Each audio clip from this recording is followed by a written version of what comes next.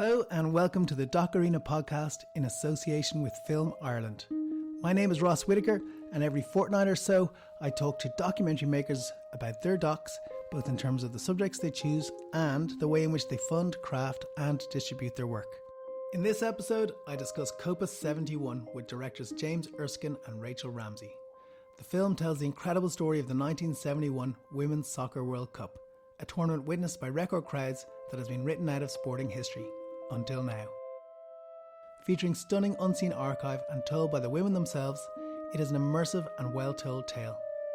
Most of the players were mocked and derided after the tournament, so this, for the first time, is their account of an amazing sporting moment. Here's my chat with Rachel and James. So, Rachel and James, thanks a million for joining me. James, would you mind starting by telling us a little bit about what the film is about? Yeah, Copa 71 is about the extraordinary and long-lost story of one of the most remarkable sporting events ever to take place in history, the 1971 unofficial Women's World Cup, which took place in Mexico City, involved teams from 6 countries around the world, and the final of which was viewed by over 100,000 people live in the Azteca Stadium, which is the biggest crowd ever, a live crowd at a women's sporting event, still to this day. And our film tells the story of the women who participated in the event and the event itself, and shows footage that hasn't been seen for 50 years of this remarkable event that was somehow wiped from history. Yeah, you say it was wiped from history, and even that statistic of it being the highest attended women's sporting event, I feel like in the Guinness Book of Records there was a different number in there for a few years. I remember looking it up myself years ago. But Rachel, it is an erased event, a kind of lost event. How did you guys come across it, and how did you find it and bring it to life? We came across it through our producer, Victoria. So the team that had been representing England had lost contact with each other for over 50 years, and they had just reunited and were helped to do so by a BBC journalist. And so there were some interviews with them on radio, and then actually on the one show on the BBC as well. And we realised that if this, there was this little snippet of this information, but there was no footage, and there was, we started to understand actually quite how big this thing might be. And we started off by talking to the team in England, and then we found the team in Mexico, and then the French teams, Italian, Danish, Argentinian, and started to realize that this was truly a global and international movement that had been happening. These women have been playing in this sort of subculture of football across the world throughout the 60s and earlier than that. But then you start to realize, okay, well, one of the reasons that it had become a subculture is that actually, it was banned for women to play under the Football Association, under the English FA in 1921. Women were banned from playing on affiliated pitches, and that was picked up around the world because a lot of people were copying the English rules and the English practice. It was actually illegal in Brazil until the 1980s for women to play football. And so when you start to realize that this is sort of when it starts to feel a bit like a grand conspiracy, and there's all these ideas, the reason that women's football is not so popular now and is not as big as men's football is, they're not very good and they never wanted to play, and and there was never going to be commercial. And then you see one tournament from over 50 years ago that completely blows that entirely out of the water. And then you think, well, yeah, this is a story that absolutely needs to be told. And this is the kind of thing you want to put your resources and your time and your effort and your care into. And then we were incredibly fortunate to be able to find the actual original footage, which hasn't been seen in 50 years. We knew it had been live broadcast. The organizers used the same infrastructure of the Men's World Cup from 1970, which incidentally was the first World Cup that had been, the men's one in 1970 was the first World Cup that had been broadcast in color. And so, yes, we found the original color footage. And it came from lots of different sources in the end. It's all pieced together, frame by frame, with really wonderful editors and team of archivists around the world. It was quite a feat. Yeah, because the 1970 footage is so iconic. Brazil winning the World Cup in that kind of early kind of satellite, probably shot on film kind of footage. It's really, really memorable footage. And then when you start to watch your documentary, you realize the footage that you have is very, very similar, and it feels like it has that same kind of iconic quality. What was the process, James, of finding all of that? The process of finding it was long and arduous. I think, it was really, it was a team of researchers, archivists around the world. Really, we went to every archive to find not just footage of 1971, but of women's football in general, and women's football having been shot in a way that was serious. I think there's a montage in the film quite early on set to Nancy Sinatra and showing the explosion of the underground of women's football. But, that's probably pieced together from 12 different countries, and we were scrabbling around to find nice footage that showed it as a real game. There was plenty of really bad, well, there were a number of really bad sort of TV reports mocking the women's game, that weren't shot properly, but looking to show the athleticism and the beauty of the beautiful game, And so we were, but with 71, we were fortunate. I mean, you talk about the colors and the richness of the film. That was a lot of the film stuff came from a single collector who wasn't even aware that they had the material had been shot by their grandfather, and they had stumbled across it happily towards the end of our production period. 2 weeks before the end, it was very tight. Suddenly, beautiful footage arrived, and he'd been digitizing his grandfather's collection, and we'd put out a call on social media in Mexico. And by that time, we'd got to know a lot of Mexican football contacts. And working with these great Mexican archivists, and everyone shared it on, we just put out a message saying, were you or any of your family at any of these games in 1971? That's what came back, which was a real treat, if not a little bit stressful. In relation to that archive, and if you look at the credits of the film, you see a huge number of archive sources. But one thing that's very noticeable when watching it is that it feels very cohesive, and even if a sequence is coming from several different places, it does feel cohesive. And I suspect you did some stuff with colorization as well, on some footage and so on. Just if you could talk a little bit about your approach to archive and I suppose making sure that it didn't feel like you were cutting from one thing to another thing and everything jumping around and feeling different. Yeah, I mean, I think we should give a shout out here to Marina Amaral, our incredible color artist who is a New York Times bestseller. She worked on a book called The Color of Time. We've worked with her a number of times, so we tasked her to bring a lot of black and white photos and some black and white footage into what it was actually really like.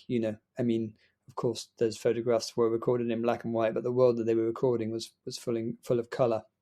So we asked her to restore those to the vibrancy of what they should be. So really, that was a big part of the sort of trying to get those colors right and match all the colors across, so that there was a real consistency. And again, as Rachel said, it's really the editors that bring out the value of the archive. I mean, we look at it and we say we like this and we like that, but they really need to bring out the action, the timing, and the points of view to make you feel like, it's important to us that you saw it not just as TV coverage, that you saw it from pitch level, that you saw the audiences, that you felt like you were inside the stadium following the action rather than being led into the action by sports commentary. So it didn't feel like a clip show. It felt like you were inside a drama, and I think that's a very big thing that the editors bring, is that they really look to tell the story, the sporting story, through the characters on the pitch, not so much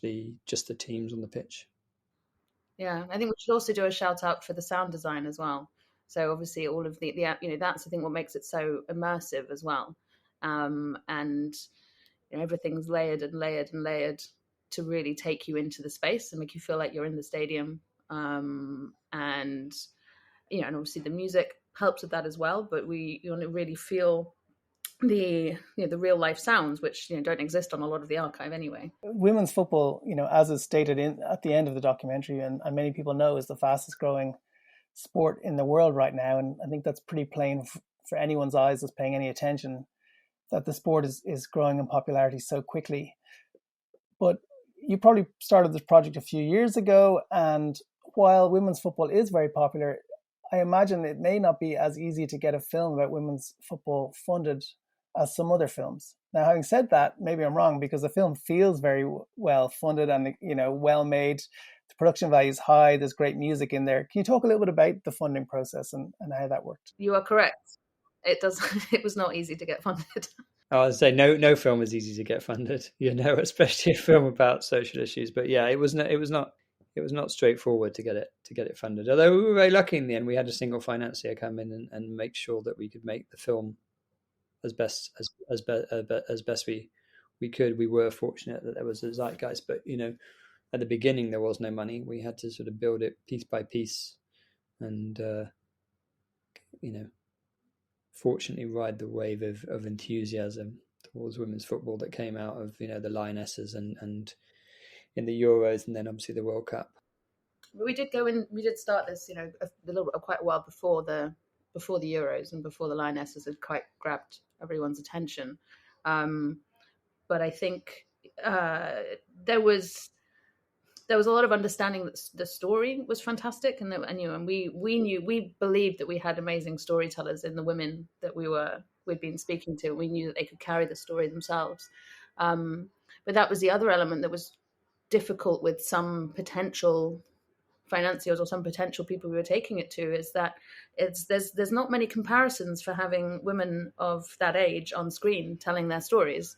And when people ask for comps, or they ask to say, this is going to be like what? And you're like, well, there aren't any versions of women in their 70s and 80s telling their story themselves. I think one of them, someone said, well, I think we can do Calendar Girls. And you're like, well, this is not quite the... that's the only one you can come up with. And I think we need to start making more of these. So that was a bit of a tricky sell as well. And the multiple languages and this, I think, we've never had any complaints about the multiple languages. Actually, I think people really enjoy feeling like it's being told from all around the world. So yeah, there were a few elements that made it less than straightforward. But as James says, no film is easy to get funded.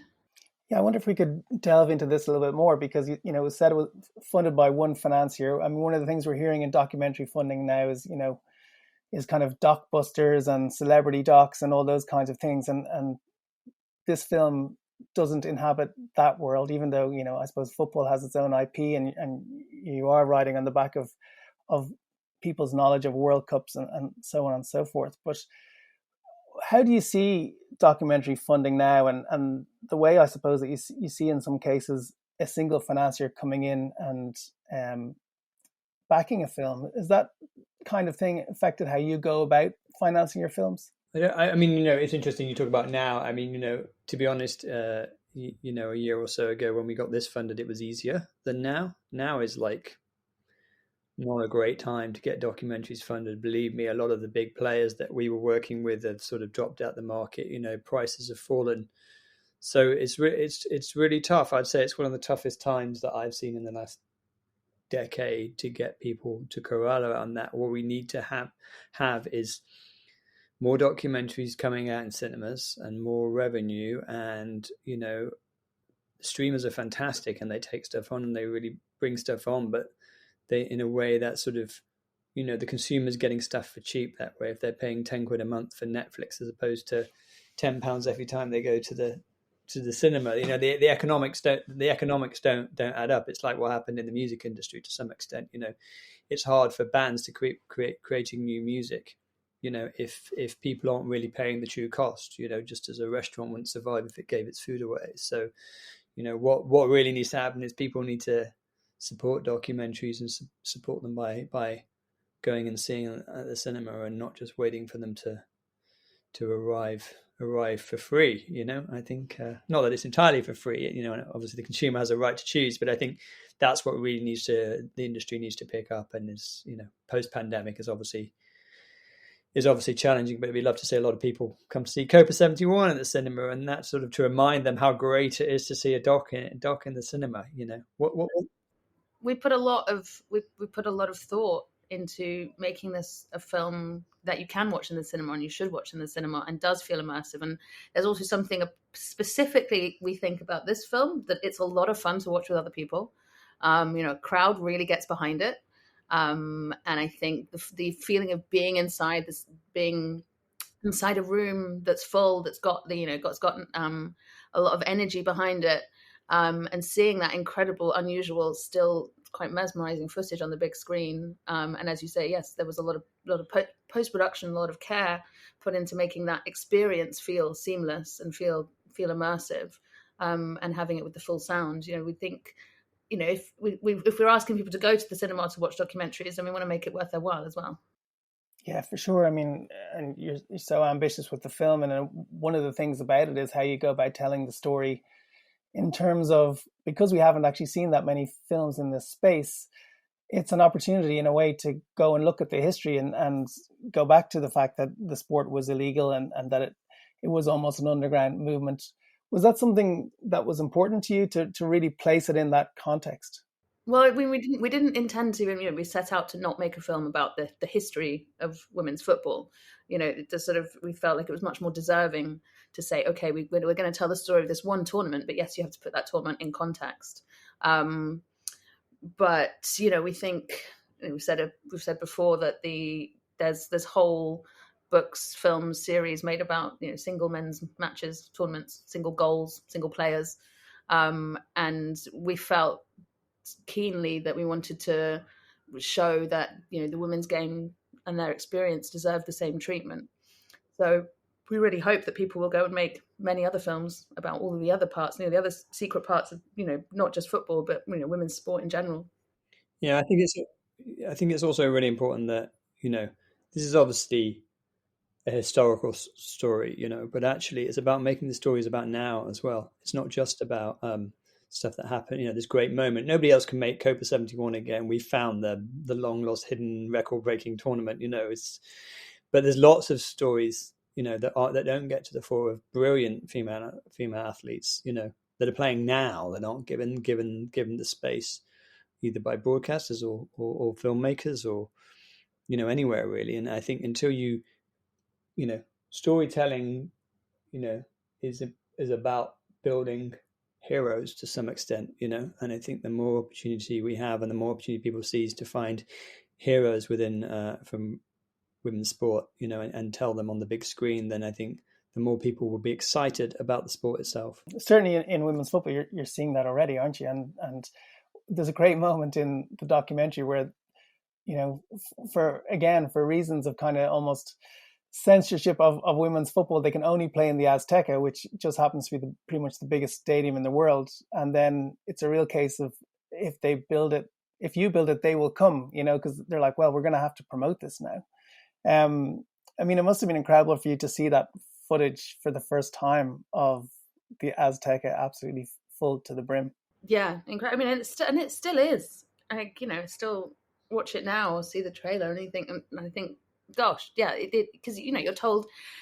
One thing we were interested in doing was allowing that, for making it so immersive, was to allow the audience to really feel like they're living it. They're living that tournament, so that when it's taken away, in the same way that it was taken away from the women that experienced it, there's that real gut-wrenching feeling of like, gosh, like, hang on, but I just lived this. I experienced it. It did happen. You can't gaslight me. You can't tell me this didn't happen. And that's what these women went through for 50 years. It's effectively gaslit by the rest of the world, telling them that their experience wasn't relevant and mocking it. And I think, yeah, that's the sort of a feeling we wanted people to have. And I think, and obviously that's helped immensely by the fact that the footage is there, does exist, and does look and feel as impressive as the first time you watch it.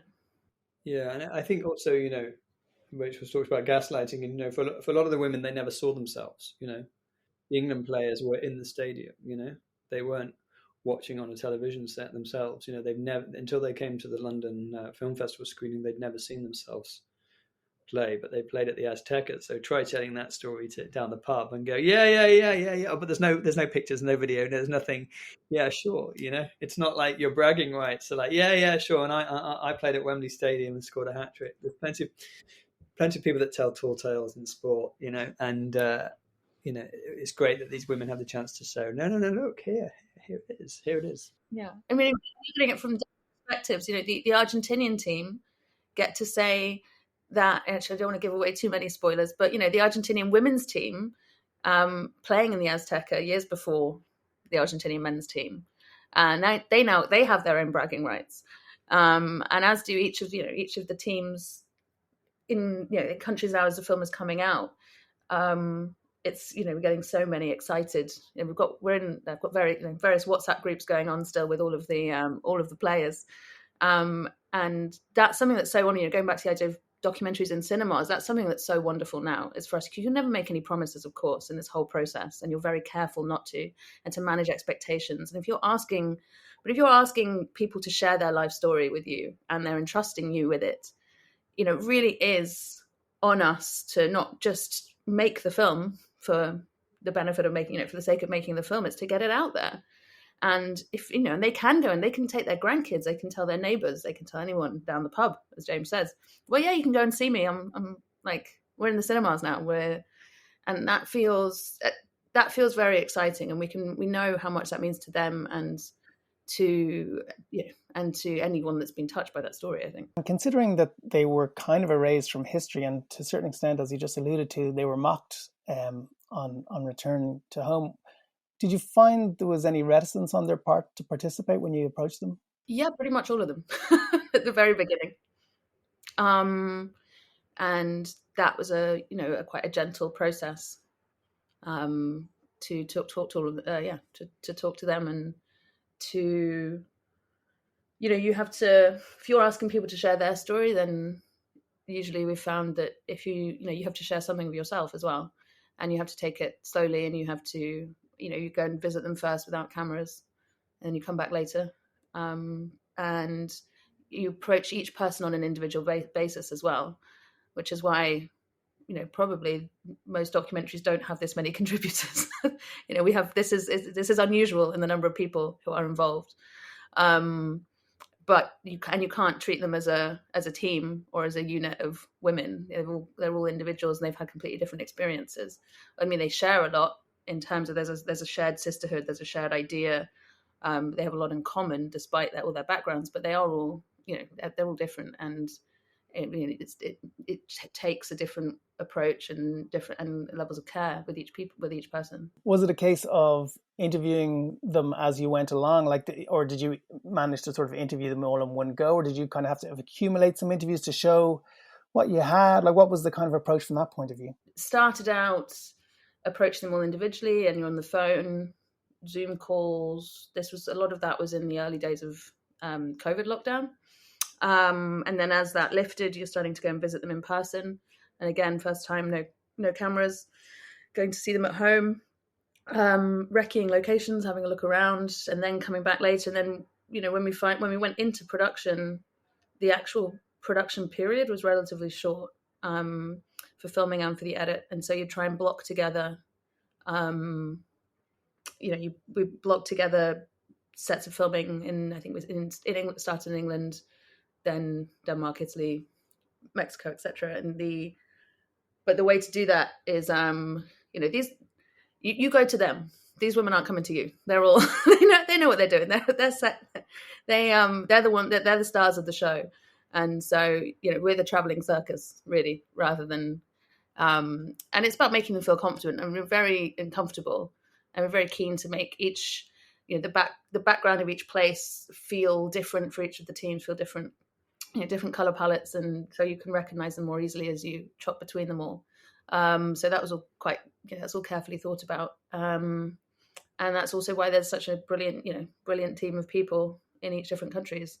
I mean, it'd be great to travel with your own crew all the time, but that's not always feasible or the most ecological, the most sensible, financially sensible approach. So you're working, within all of those kind of constraints as well. I thought the way you ended the film, or the last 10 to 15 minutes of the film, was such a kind of emotional roller coaster. To be honest with you, watching it, I felt quite a few emotions, and I was just wondering about how you thought about that, because in a way that feels like we're kind of communicating something a little bit deeper. What was your approach to that in terms of what you wanted to communicate at the end of the film? I mean, I think one thing that we really wanted to communicate is we wanted the film to not feel downbeat at the end. I think we had to go very low to go very high. And most sports films end when the team pick up the trophy or cross the line. It's very hard to go past that emotion. But we were very conscious that the entire film was really about what happened in the last 15 minutes, not actually what happened in the first 75, in terms of what it meant to today, so that was really important. So crafting that arc of going low and building back up without sort of it's all okay now, because it's not okay now, was quite a lot to consider and bring everyone together, wasn't it, Rachel? Yeah, because you want to sort of, you want to touch on all of the themes that we've been looking at throughout the film, but do it subtly. You don't want to hammer it over the head, sort of this idea of, we looked at physicality, we looked at equal pay, we looked at being denied the right to self-expression, and all of those things are still relevant now. And that's why, there's using, I guess, sort of a montage, one of a better word, of how you can, reflecting how similar the women were then and everything that they were dealing with, and saying, well, and just by putting those pictures together with the pictures of players now and what's going on, is the understanding is implicit that yes, if we're happy to say that this was historical, and we can say, oh, it's 50 years ago, and wasn't it terrible back then, but it's still relevant now, and it's all pretty meta. It's not, we've used football as the example here, but it could be, you could replace the concept of football with many other things, and not just sports as well. But you have to trust the audience that they will gather that and feel that, but also feel a celebration of it and wanting to move forward, and that these women have got their due as well, finally. Yeah, absolutely. And I think it absolutely, definitely achieved what you're setting out to do. I just wondered a little bit about that, because you needed to have the material to be able to do that, which is, probably from an editing point of view, a little bit complex to get that emotional arc just right in those last 15 minutes. Was that something that you thought about from very early on in the process, or was that more something that you sort of came to later when you were in the edit? I think we knew what we were setting out to achieve, but exactly how you were going to do it is something you do work out in the edit, and with the help of the editors and with a lot of conversations. But I think something that's quite interesting is when we pitched this at Copenhagen Festival at CPH Docs a couple of years ago, and that was part of us getting the funding.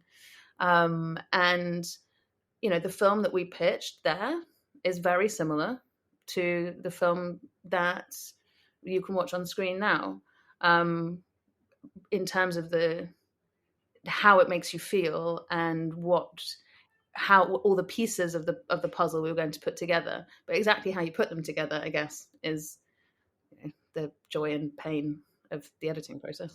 Yeah. I mean, I think the thing about it is filmmaking is an art, not a science. And you can imagine, you can say things in words, and that changes once you see pictures, and once you layer music in, and actually once you realize, you want to say all these things, and all these people say interesting things, but actually sometimes you need to create space so that a single thought can land very simply, and people can take it away with them, and they and react. I think that's one of the things that's always underestimated in the filmmaking process, is how the audience is reacting to what is given to them, because they're all reading the film and they're all reading it different to you, but they're also being stimulated in so many different ways. So I think the last 15 minutes, one of the great things about it is there is space for each idea to land, and they don't need to be oversaid. But it's very clear that we could have switched,